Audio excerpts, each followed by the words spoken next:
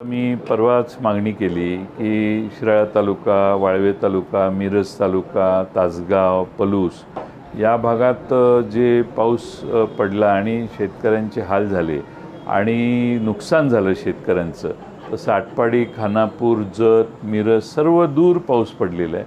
त्याच्या तातडीने पंचनामे करणं, त्यांना नुकसान भरपाई देणं. आत्ताच मी एक मंत्री महोदय सांगत होते, पंचनामे काय ढेकळाचे करायचे का. त्यामुळं पंचनामे करण्याच्या दोन पद्धती आहेत. एक म्हणजे उभ्या पिकाचं नुकसान किती झाले.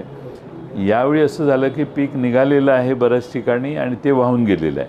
त्यामुळे शेवटी नुकसान अवकाळी पावसाने जो फटका बसला तो त्या बिचाऱ्या लहान शेतकऱ्याला बसलेलाच आहे.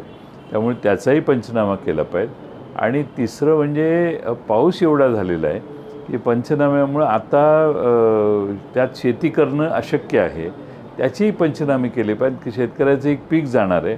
त्यामुळं ढेकळाचेच पंचनामे मोकळ्या जागेचे केले पाहिजेत. आता मंत्री महोदय जर म्हणत होते काय ढेकळाचे पंचनामे करायचे का, तर मग आम्ही काय त्याच्यावर बोलणं योग्य नाही. महिला आयोगावर प्रचंड